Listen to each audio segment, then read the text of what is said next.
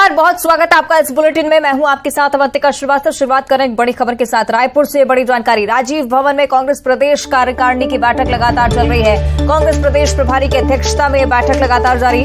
कुमारी शैलजा की अध्यक्षता में बैठक हो रही है। बैठक में कई मंत्री और विधायक मौजूद हैं। बैठक में जिला अध्यक्ष, मोर्चा संगठन प्रकोष्ठ, अन्य विभागों के अध्यक्ष भी मौजूद हैं। राहुल गांधी की सदस्यता खत्म होने के बाद से कांग्रेस मोर्चे पर डटी हुई है और आगे किस रणनीति के साथ अब कांग्रेस आगे बढ़ेगी, इस पूरे विषय पर चर्चा के लिए बैठक बुलाई गई है। प्रदेश कार्यकारिणी की बैठक राजीव भवन में लगातार जारी है। रायपुर से जानकारी। कुमारी शैलजा की अध्यक्षता में बैठक चल रही है। जिला अध्यक्ष, मोर्चा संगठन प्रकोष्ठ, अन्य विभागों के अध्यक्ष भी मौजूद हैं। राहुल गांधी की सदस्यता खत्म होने के बाद कांग्रेस आगे की रणनीति तय करती हुई।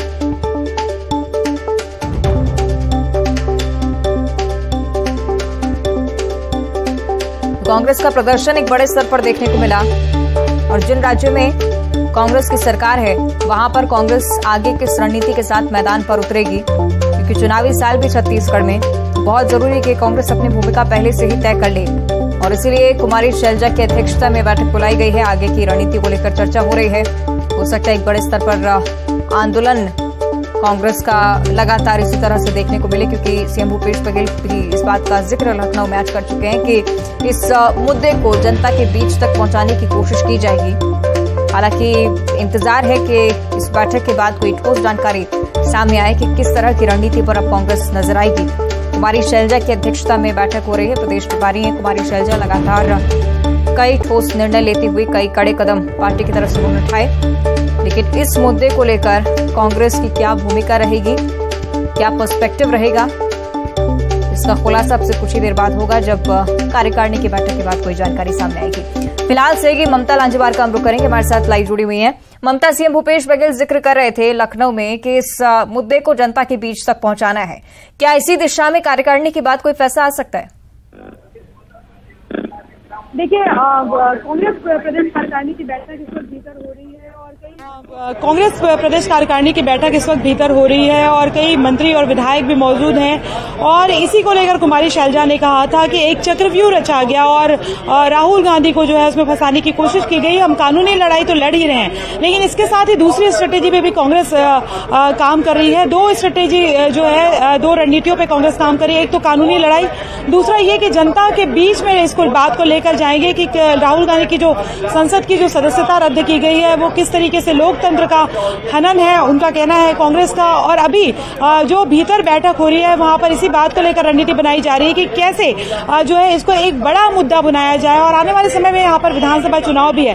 जाहिर तौर पर उस वक्त के लिए भी ये बड़ा मुद्दा होगा, जो और भी जो इश्यूज होंगे उसके साथ में। तो ये कि लड़ाई किस तरह से लड़ी जाएगी, कैसे किस तरह से बात लोगों तक पहुंचाई जाएगी और ये प्रोटेस्ट किस तरह से किए जाएंगे। अलग अलग तरीके से जिलाध्यक्षों को यहाँ पे बुलाया गया है, तो जिलाध्यक्षों को भी ये बताया जाएगा, एक तरह से लक्ष्य दिया जाएगा कि किस तरह से प्रोटेस्ट करना है अलग अलग जिलों में, कांग्रेस के दफ्तरों में।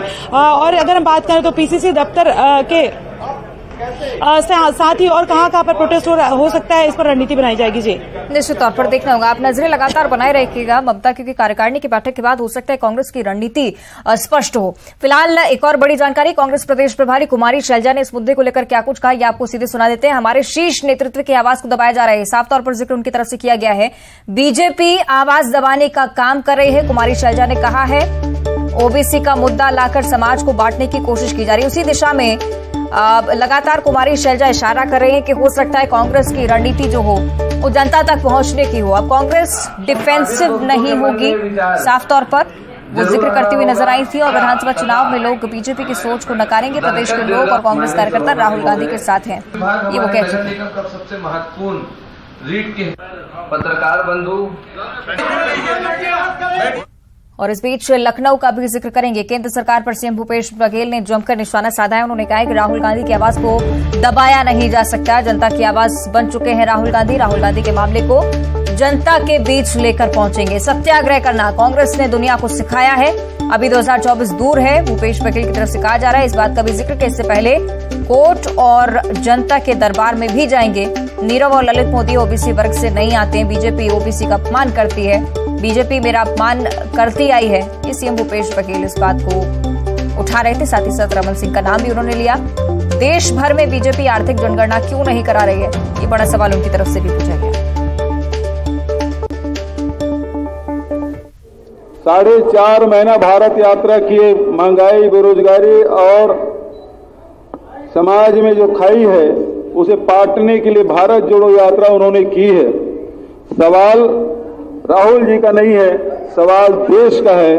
2 तरीके हैं इसके, यही तो तानाशाही रवैया है कि सदस्य जो बोलने वाले हैं उसको मुंह बंद कर दो, लोकसभा में उसके भाषण के एक्सपंज कर दो, लगातार लोकसभा को बाधित करो और अब उसकी सदस्यता रद्द। लेकिन राहुल जी की आवाज आप बंद नहीं कर सकते। राहुल जी की आवाज आम जनता की आवाज बन चुकी है। सत्याग्रह पूरे दुनिया को कांग्रेस ने सिखाया। ये तो अंग्रेजों के और मुसोलिनी के मानने वाले हैं।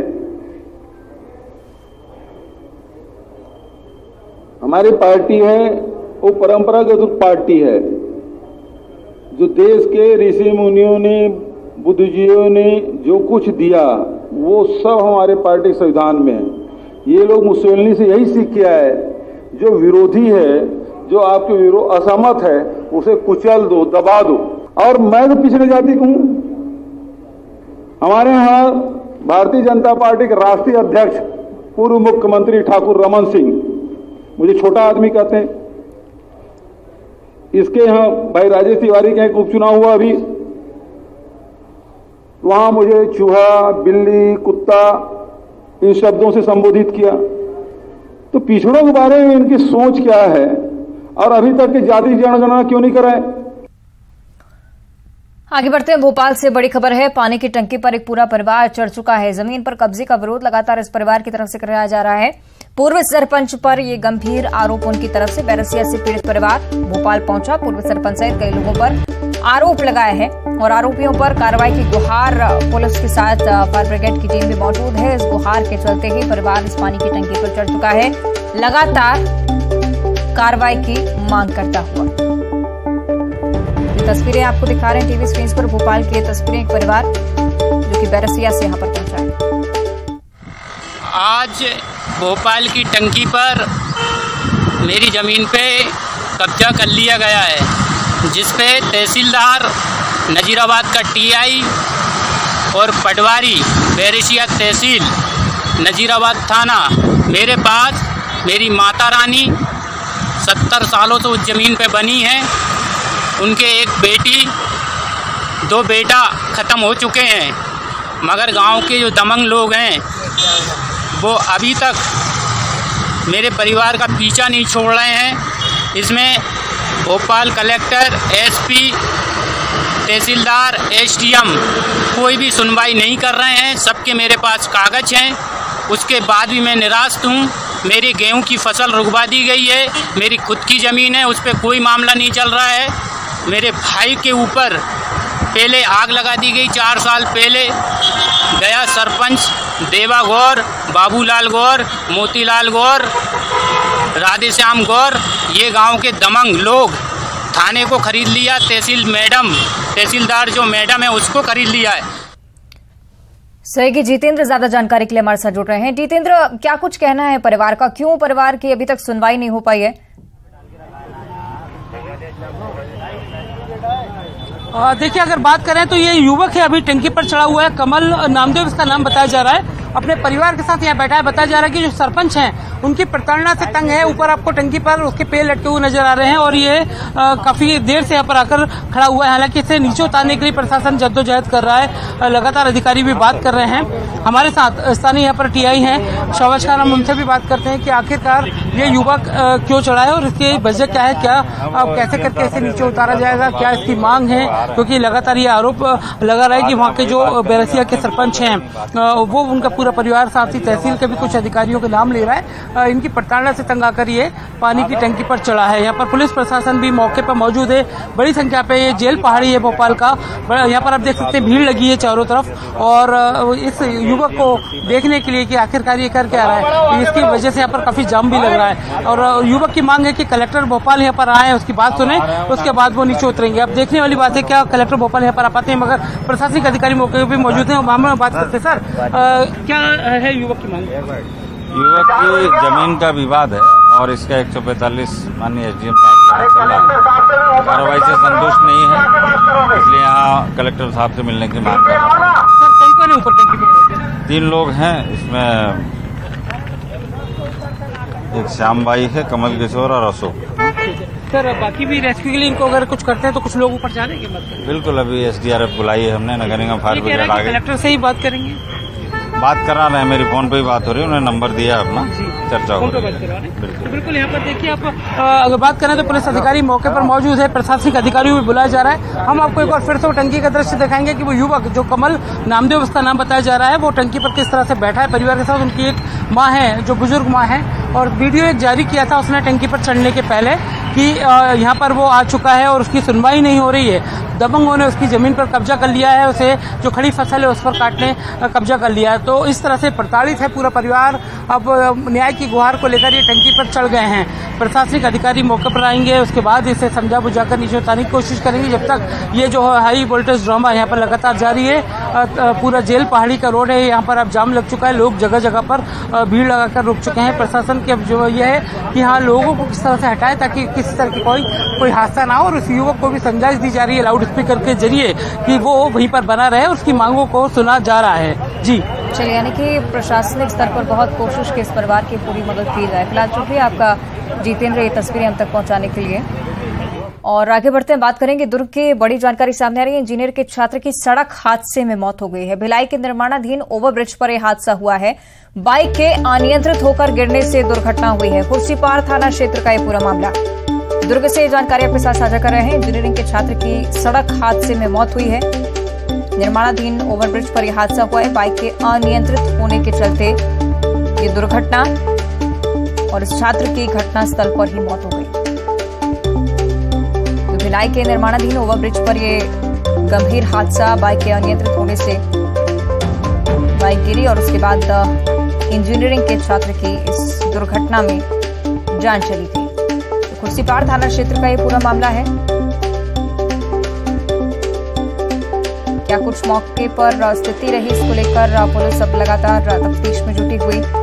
सड़क हादसे में मौत की जानकारी सामने आ रही है। इंजीनियरिंग का छात्र था ये व्यक्ति, उसकी गाड़ी अनियंत्रित हुई क्योंकि निर्माणाधीन ओवरब्रिज बताया जा रहा है।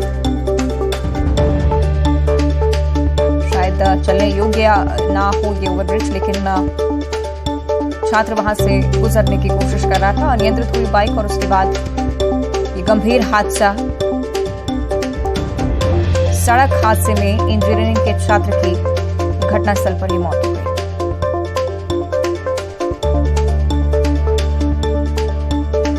दुर्ग से जानकारी, खुर्सीपार थाना क्षेत्र की घटना आपको बता रहे हैं। इंजीनियरिंग का छात्र जो कि निर्माणाधीन ओवरब्रिज पर से गुजर रहा था। सहयोगी मिथिलेश हमारे साथ ज्यादा जानकारी के लिए जुड़ रहे हैं। मिथिलेश, क्या जानकारी इस पूरे हादसे पर?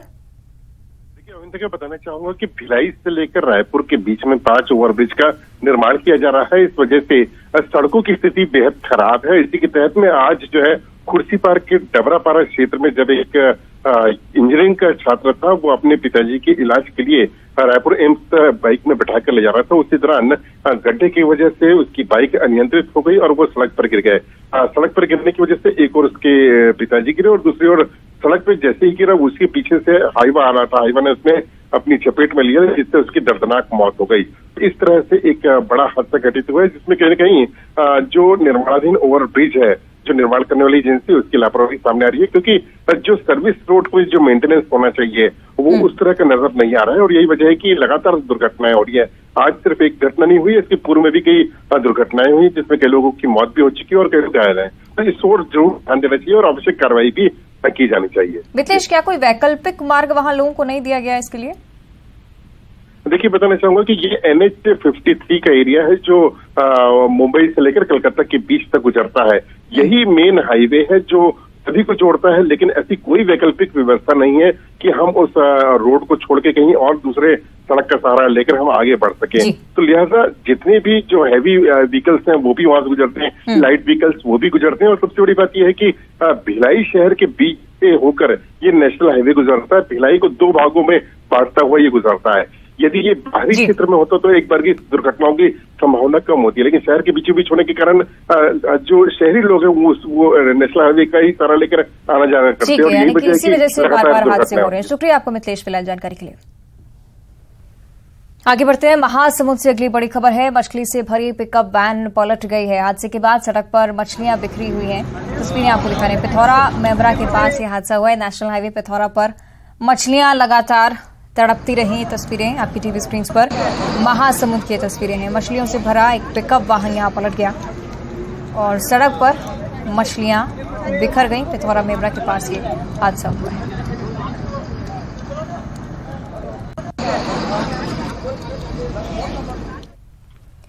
और अगली खबर दुर्ग से ही, जहां नगर निगम का बजट पेश हो चुका है। महापौर धीरज पाखलीवाल ने पेश किया है बजट। 3 अरब 84 करोड़ 39 लाख का बजट पेश किया जा चुका है। बजट में 3 अरब 84 करोड़ 26 लाख व्यय का प्रावधान है और 13,35,000 लाख का बजट पेश किया गया है। आपको बता दें कि शहरवासियों के लिए बजट में कई सारी सौगातें भी दी गई हैं। और भारत की महिला बॉक्सर्स की सफलता की गूंज संसद में भी सुनाई दी है। महिला बॉक्सर्स ने विमेन्स वर्ल्ड बॉक्सिंग चैंपियनशिप में 4 गोल्ड मेडल जीते हैं और राज्यसभा के सभापति जगदीप धनखड़ ने पदक विजेता बॉक्सर्स को बधाई दी और इन्हें देश के लिए गौरव बताया। माननीय सदस्यगण, अति प्रसन्नता का विषय है कि हमारी नारी शक्ति ने अपनी गोल्डन फिस्ट से यह मुमकिन किया है, प्रतिद्वंदी की हवा निकाली है। और बुलेटिन में इतना ही। देखते रहिए न्यूज़ 18।